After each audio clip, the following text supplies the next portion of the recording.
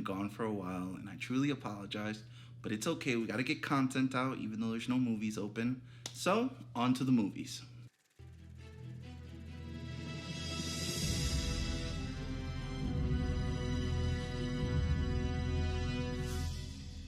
Welcome to I Watch Movies, where I watch movies, rate them, and get your feedback. I'm Josh, and today we'll be talking about Love and Monsters. But normally on this channel, I review a movie, then I give you a summary, and then tell you what I liked about it, what I didn't like about it, and the mixed aspects of the movie.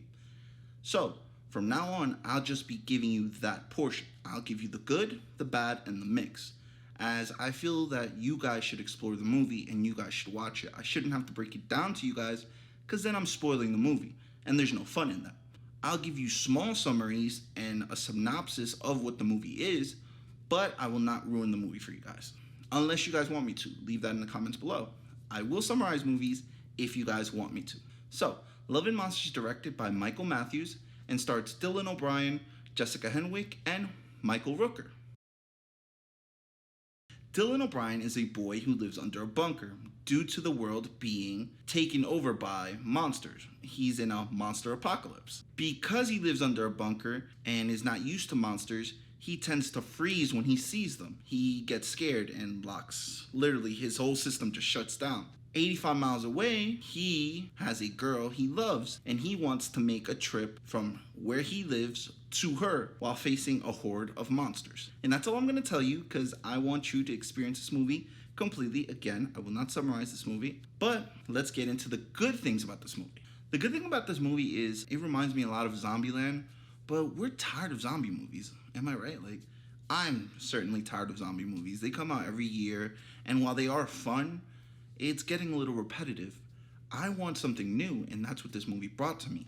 This movie brought monsters, a monster apocalypse. Instead of a zombie apocalypse, we got something completely different.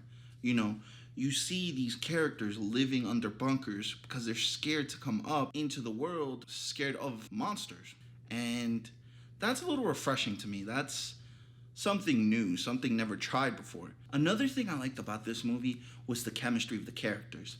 You know, you have Dylan O'Brien, who's really good in this movie. He's probably one of the best things in this movie, if not him, the dog.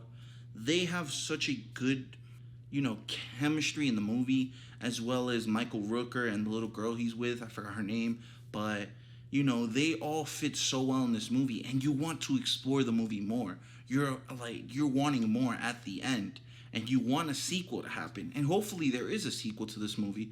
Those are things that make a movie so good. Bringing their world to us and wondering how these monsters are going to potentially react to humans, as not all the monsters in the movie are bad, makes it an interesting watch.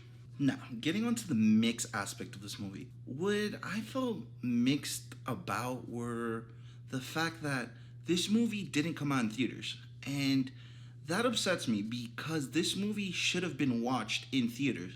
It was a beautiful movie, and wasting the potential this movie had on demand made the movie, kind of not all that amazing.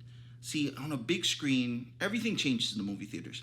I don't know if you know this or not, but the comfort of a movie theater, you enjoy it more than watching it in your house.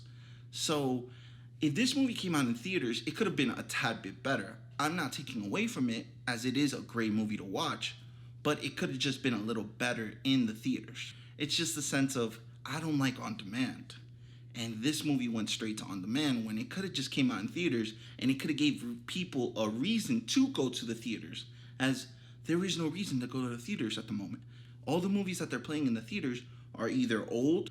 Tenet has been out since September, and we're almost in November. And again, I understand it's a pandemic, but AMC is doing a very good job of splitting people up.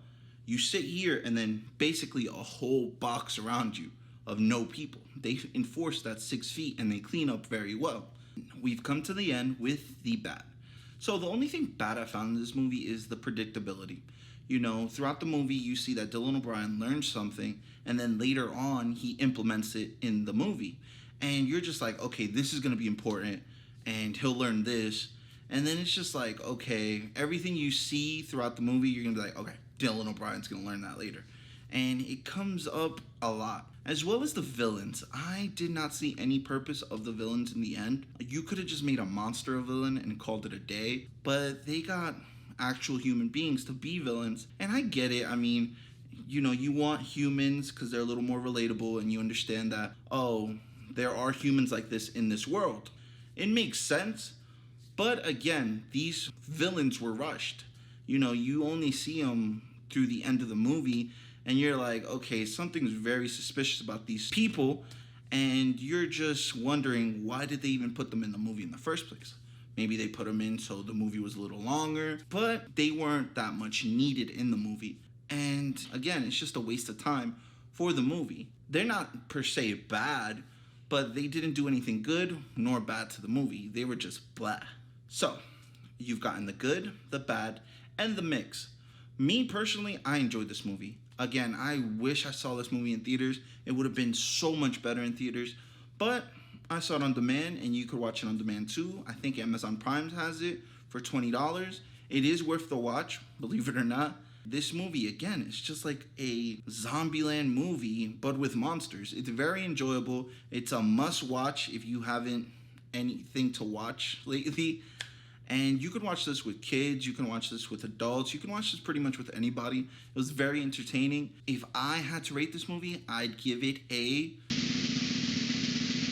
8 out of 10. This movie was very interesting. I haven't seen any new movies lately because of this pandemic, as everything has been delayed. And I understand why. We are in a pandemic. And I hope your family's doing well.